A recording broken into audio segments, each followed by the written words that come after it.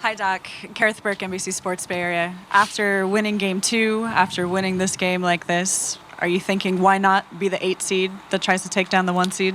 Yeah, I don't want to get ahead of myself. I mean, they're up 3-2 still. But I just loved how we played. I really did. I thought, all we talked about is being us. Like, we really felt, and I told our guys, like, they've been them in the series. We have yet to put a game where we are us through the game. And I thought tonight was more like us throughout. We kept attacking, we kept running, we kept spreading the floor, moving the ball. Pat Beverly, the grit he showed with the rebounds, the tough rebounds. Gal, I mean, that was us. That was our team today. And so that was great to see. Tomer Jari from Clutch Points. Doc, we all knew Gallo's struggles coming into tonight. What did he do to get going? What was his key? It was Gal. I mean, we did some things. I told you before the game, we thought there were places we could put him that would favor him. We did that.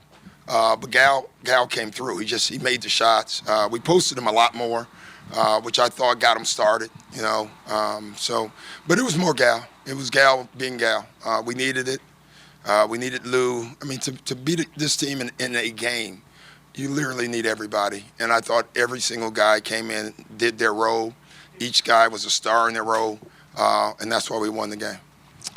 Coach Tony Harvey, Sacramento Observer. You did mention Lou. He had a big second quarter and fourth quarter. But those fourth quarters, could you talk a little bit about, his mentality approaching those fourth quarters? Yeah, he's a great scorer, just like Curry, just like Durant.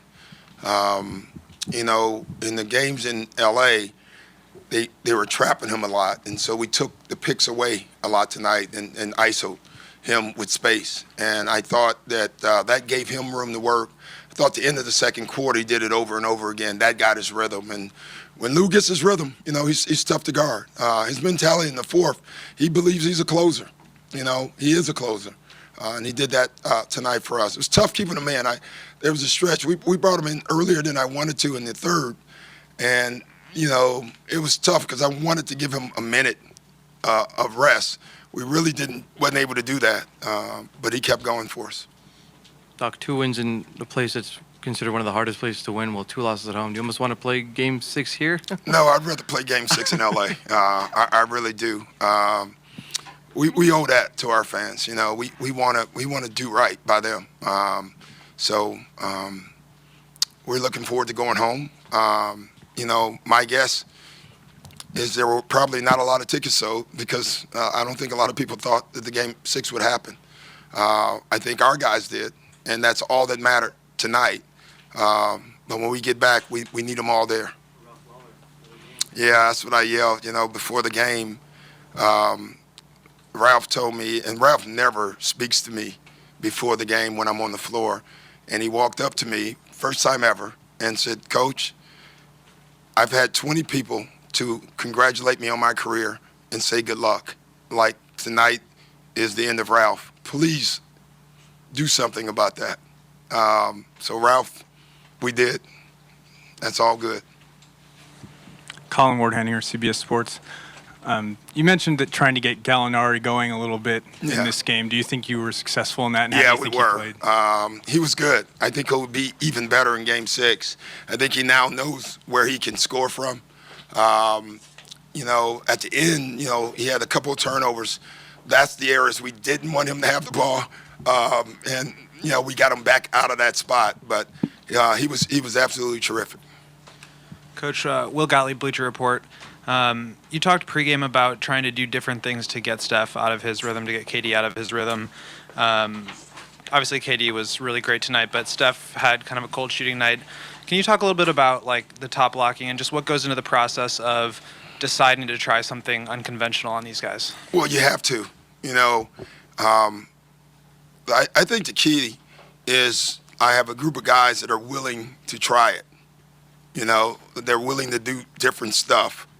And, some of the top blocks don't make a lot of sense when you think about it. There's nobody on the backside. But what we're trying to, and they're doing it, is every time they don't get the ball, it's a good thing. our catchers, which we call our help guys, are in support. They're trying to take away the back cuts. They've done a pretty good job there. We're trying to trap Steph whenever he gets the ball off a pick. So we're just trying our best to keep him in the box as much as we can, because when he gets loose, nothing good happens. I thought he dominated the first 3 games, or the first 2 games, and we just felt like we had to do something, and so it's been good so far. Doc, there was sort of a high after that Game 2 win, and you knew the Warriors were going to come out firing Game 3. How do you prevent another sort of Game 3? Well, I think we've learned the lesson, and they taught us it. They really did. So they were a great teacher for us, and we had that mentality coming in here tonight. And so our guys came out and played.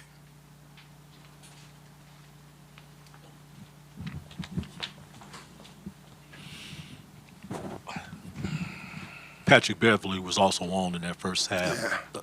4 or 5, three-point land. Could you talk a little bit about his play tonight? Yeah, I thought him and Jermichael in particular. Jermichael spacing the floor. We took advantage of that lineup they had early. With Jermichael being able to stay out and Bogut's back. Pat was the other guy they were trying to help off of. We told him stay behind the 3 and let it fly. He did that tonight. That's how we have to play.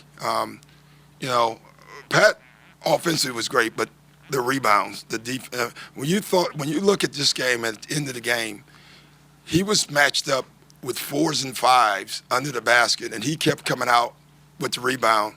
It just tells you how tough he is. He is a tough dude, and he showed that tonight.